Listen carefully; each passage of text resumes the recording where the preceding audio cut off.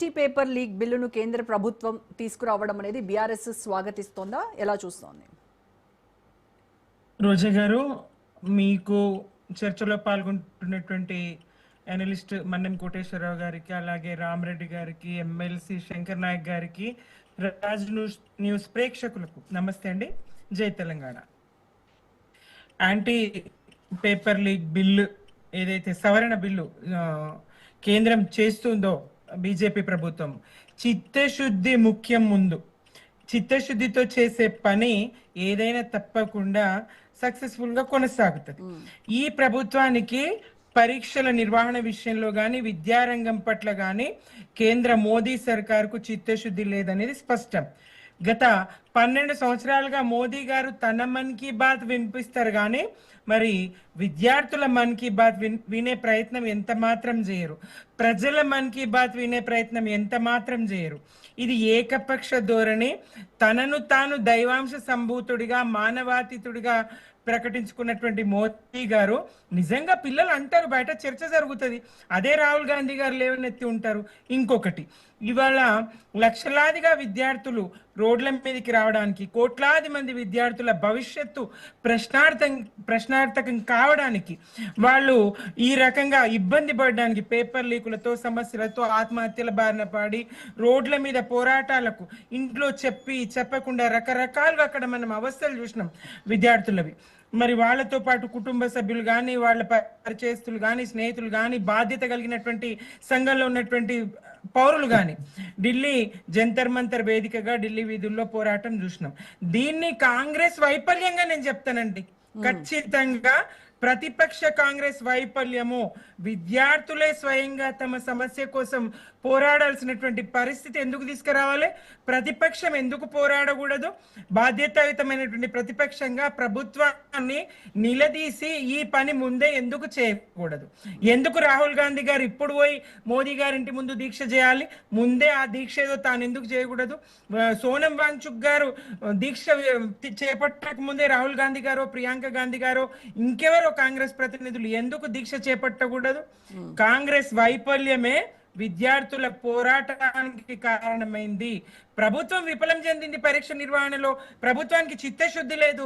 Yes, Mannem Koteswararao గారు అన్నట్టు, లేదా సమాజంలో అందరూ అనుకుంటున్నట్టు వీసీలను తీసుకొచ్చి రాహుల్ గాంధీ గారు కూడా ఇవ్వాలంటున్నారు అదే మాట. వీసీలను కానీ ఇతరులు కానీ సంఘ్ పరివార్ వాళ్ళను, ఆర్ఎస్ఎస్ వాళ్ళను తెచ్చి పెడతా ఉన్నారు. ఇదెక్కడి మతాన్ని అడ్డు పెట్టుకొని రాజకీయం చేయడం ఏంటండి? ఎంతకాలం ఇలాంటి పరిస్థితులు తీసుకొస్తారు? పిడికెడు మంది లేని మైనారిటీలను బూచిగా చూపించి మెజారిటీ ప్రజలందరినీ భయభ్రాంతులకు గురి చేస్తూ, మరి స్వతంత్రం వచ్చి దేశంలో ఎన్ని సంవత్సరాలైనా ఎన్నడూ లేని భయోత్పాతాన్ని ఇప్పుడు సృష్టిస్తారు. ఇప్పుడు హిందువులకు రక్షణ లేదంటారు. మీ పాలనలో మీరు హిందువులమని చెప్పుకునే, హిందువులకు ప్రతినిధులమని చెప్పుకునేటువంటి బీజేపీ పార్టీ పాలనలో హిందువులకు రక్షణ లేకపోవడం ఏందో అర్థం కాదు. అలాంటి ప్రచారాలు చేస్తారు. విద్యారంగం పట్ల కానీ, భవిష్యత్తు పట్ల కానీ, చరిత్రను, నిజమైన చరిత్రను ప్రజలకు, విద్యార్థులకు తెలియజేసే విషయంలో కానీ బీజేపీ మరి లౌకిక తత్వాన్ని విడనాడిందండి. లౌకిక దేశం అనేటువంటి మాటను, లౌకిక తత్వాన్ని విడనాడి మతపరమైన విద్వేషాల్ని విద్యార్థుల మెదడులో చొప్పించడానికి, విధ్వంసం, గొడవలు సృష్టించడానికి, మెజారిటీ ప్రజలను ఒకవైపు తిప్పడానికి ఒక కుట్రపూరితమైనటువంటి వ్యూహంలో భాగంగా ఇట్లాంటి చర్యలు. ఇదే ఈ డిమాండ్ ఏదైతే ఉన్నదో, ఈ డిమాండ్ తీసుకొని కాంగ్రెస్ ఎందుకు పోరాటం చేయకూడదు? విద్యాశాఖ మంత్రిని రాజీనామా చేయించాలని, లేదంటే సవరణలు పరీక్షల్లో సమగ్రంగా చేయాలని. రాహుల్ గాంధీ గారు పోరాటం చేశారు కదా. ఎక్కడండి?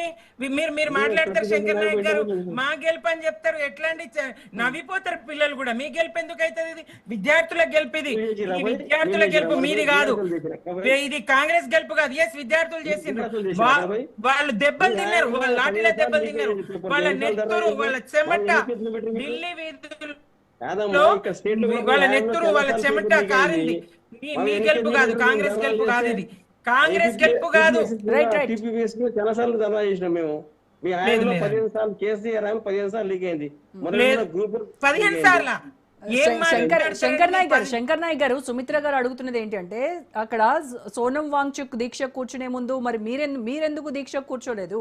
సిజేపీ ప్రొటెస్ట్లు చేయడానికంటే ముందు మరి మీరెందుకు దీన్ని హైలైట్ చేయలేదు? వాళ్ళు చేసిన తర్వాత మేము వాళ్ళకి సపోర్ట్ చేస్తాము అని చెప్పేసి ఆ తర్వాత మోదీ ఇంటి ముందు వెళ్ళి కూర్చొని ఇదంతా అందరికంటే ముందే మాట్లాడిన ఆయన రాహుల్ గాంధీ గారు ముందే మాట్లాడేది కాంగ్రెస్ పార్టీ సరే, ఎవరి విజయమో దేశ ప్రజలకు తెలుసు, ఇది విద్యార్థుల విజయం అని దేశ ప్రజలకు తెలుసు. ఇవాళ మీరు ఎంత ఓన్ చేసుకోవాలనుకున్నా మీకు సొంతం కాదు. మోదీ గారిని భయపెట్టింది, అర్ధరాత్రి ప్రకటన చేయించింది విద్యార్థులండి. యువశక్తి, విద్యార్థుల శక్తి, యువశక్తి అంచనా వేయడానికి వీలైనటువంటిది. అదొక జంజా మారుతం. దాంతో యువతతో తలబడితే నేపాల్లో ఏం జరిగింది, శ్రీలంకలో ఏం జరిగింది తెలియదా? ఇక్కడ మరి విద్యాశాఖ మంత్రిని కాదు, ఇక మీరే తప్పకుండా దశకు వచ్చినప్పుడు మోదీ గారు తను తప్పుకోవడం కన్నా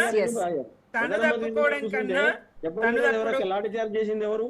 బీజేపీ గవర్నమెంట్. దెబ్బలు తినేది మా ప్రతిపక్ష లీడరు. విద్యార్థులు దెబ్బలు తిన్నారు పెల్లెట్ గన్స్ వాళ్ళ మీద ఉపయోగించారు. శంకర్ నాయక్ గారు మీరు మాట్లాడినా ఇప్పుడు అదే కదా విద్యార్థుల విజయాన్ని, దీన్ని కూడా క్రెడిట్ చోరీ జరుగుతోంది ఇక్కడ. ఎస్ విద్యార్థుల విజయాన్ని క్రెడిట్ చోరీ చేయాలనుకుంటే ఇది వరకు ఏమన్నా ఎంతో కొంత ఉన్నది, అది కూడా దాన్ని ప్రజలు తెలంగాణ రావడం కారణం ఎవరు? విద్యార్థులే కదా. మరి కేసీఆర్ ఎందుకు ఓన్ చేసుకుంటుండే ఏమన్నా? కేసీఆర్ వాంగ్చుక్ గారి నాయకత్వంలో విద్యార్థులు వచ్చిండ్రు. వాంగ్చుక్ గారికి దక్కదా? కేసీఆర్ గారితోనే తెలంగాణ విద్యార్థులు గాని తెలంగాణ జనం గాని అందరు కదిలిండ్రు. మేం చేసుకోవడం కాదు, అడగండి విద్యార్థులను. సుమిత్ర గారు ఓకే రైట్ నేను రామ్ రెడ్డి గారితో మాట్లాడాలి. దానికంటే ముందు డిబేట్ లో మరొక షార్ట్ బ్రేక్ తీసుకొని వద్దాం. Stay tuned.